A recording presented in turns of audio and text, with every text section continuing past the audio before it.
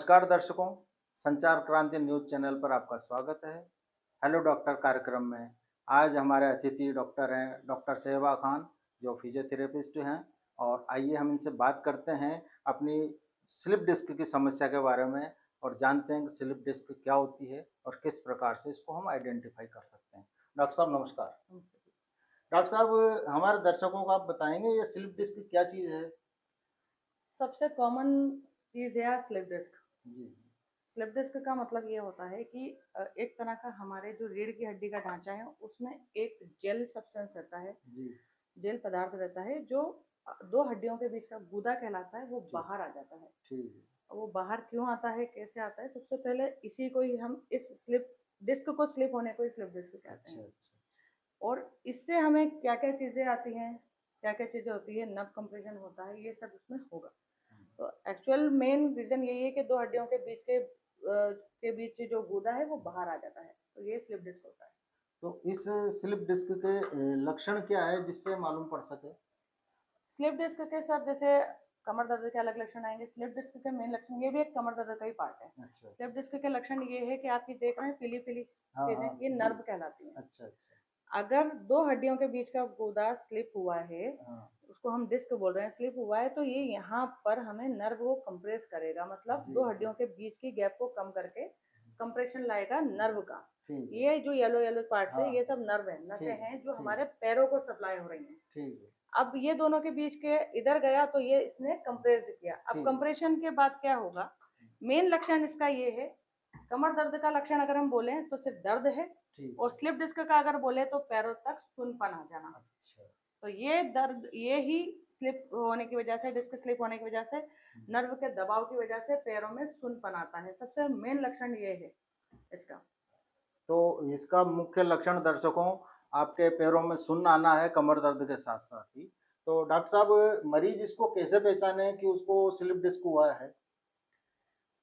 मरीज के पहचानने में तो सबसे मेन चीज यही है कि नर्व कंप्रेशन में पैरों में झुंझुनाहट, सुनपन, सुबह अकड़न, ये सब आपको उसको कॉमन मिलेगा। उसको अगर पर्टिकुलर किसी जॉइंट पे दर्द है तो वहां पर तो दर्द मिलता है, बट किसी भी चीज का रेडिएटिंग पार्ट होना, मतलब नीचे तक हाथ में सुन आना। और स्लिप डिस्क भी दो चीजों में होता है, एक कमर में और एक नेक में। केवल अकेला ऐसा नहीं है स्लिप डिस्क के कमर में ही हो रहा है, साइटिका ही हो रहा है या कुछ ऐसा हो रहा है।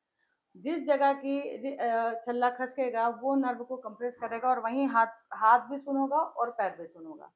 सबसे कॉमन कॉज है कि आप उसमें वो देखेंगे कि उसका हाथ सुन हो रहा है। जब हमारे पास कोई पेशेंट आता है तो वो ये कहता है कि मेरे हाथ में झुनझुनी आ रही है, सुन आ रहा है।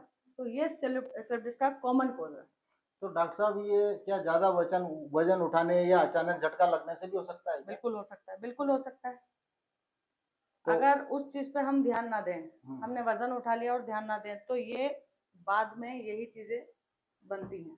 तो इसका अगर ये ना हो, इसके प्रिकॉशन के लिए हमारे दर्शकों को आप कुछ बताना चाहेंगे क्या करना चाहिए? इसके अंदर सबसे मेन चीज ये है कि आपकी जो मसल्स पावर है, जी। जैसे कमर के अंदर साइटिका हुआ है, हम्म, तो आप उसकी मसल्स की जो कोर पावर है हम्म, उसको आप स्ट्रोंग रखें। जी। हाथों को आप स्ट्रोंग रखें, शोल्डर को आप स्ट्रोंग रखें, मतलब स्ट्रेंथ ट्रेनिंग करें। मतलब ताकत अगर बनी रहेगी तो वहां तक दर्द पहुंचेगा ही नहीं। इसके लिए सबसे मेन चीज प्रिवेंशन यही है कि इसके अंदर आप अपने नर्व को कंप्रेस होने तक ऐसा झटके वाला कोई काम ना करें। उसके लिए पोस्चर्स होते हैं अलग अलग, जैसे कि नीचे बैंड होते हैं, कुछ लोग सीधे ही नीचे बैंड हो जाते हैं, बिना घुटने मोड़े बैंड हो जाते हैं। तो वहां पर होता है तो घुटने मोड़ कर बैंड हो।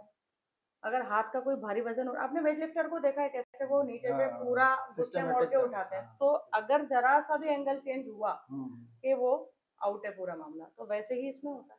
तो इस चीज का ध्यान रखें। तो डॉक्टर साहब, अगर किसी को स्लिप डिस्क हो गई तो वो आप तक डॉक्टर तक कब अप्रोच करना चाहिए? उसको किस कंडीशन में अप्रोच कर लेना चाहिए?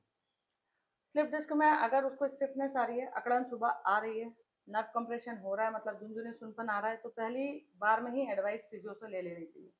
डॉक्टर साहब, स्लिप डिस्क में फिजियोथेरेपी कितनी कारगर है? बहुत ज़्यादा। स्लिप डिस्क एक ऐसी चीज़ है कि अगर आप किसी अदर डॉक्टर के पास, मतलब सर्जन के पास जाओगे, तो वो सर्जरी के लिए बोल देगा प्रिकॉशंस के साथ कि आप नीचे मत झुको, नीचे मत बैठो, इस तरह से। लेकिन फिजियोथेरेपी यहाँ पर एक प्रोटेक्शन शील्ड का काम करती है। उसको सर्जरी से अवॉइड होने के लिए, उसको रोकने के लिए तैयार करती है। क्योंकि सर्जरी सक्सेस कितनी है कितनी नहीं है वो तो डिपेंड करता है उसकी बॉडी पे और अच्छे डॉक्टर्स पे।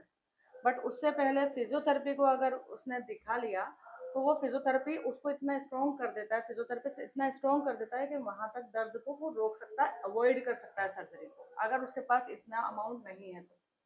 डॉक्टर साहब, अगर स्लिप डिस्क का पेशेंट आपके पास आता है तो उसको कितना टाइम लग सकता है रिकवर होने में?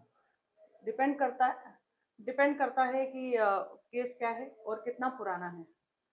पर फिजियोथेरेपी से क्योर हो सकता है? बिल्कुल बिल्कुल क्योरेबल है फिजियोथेरेपी से, क्योंकि फिजियोथेरेपी एक ऐसा माध्यम है स्लिप डिस्क का कि वो क्योरेबल ही उसके लिए है, बना ही उसके लिए है। तो दर्शकों, आपने जाना स्लिप डिस्क के बारे में, डॉक्टर साहब सहवा खान आपको बता रही थी। और किसी प्रकार की आपको और जानकारी चाहिए या आपको इलाज में सहायता चाहिए, इलाज करवाना है, तो आप डॉक्टर साहब से संपर्क कर सकते हैं। डॉक्टर साहब बैठते हैं Radha Krishna hospital, Talwandi road, Sheela Chaudhary road, Talwandi पर। और आप इनसे मिल सकते हैं, सहायता ले सकते हैं। और अगले कार्यक्रम में हम आपसे फिर मिलेंगे, तब तक हमें इजाज़त दीजिए। नमस्कार।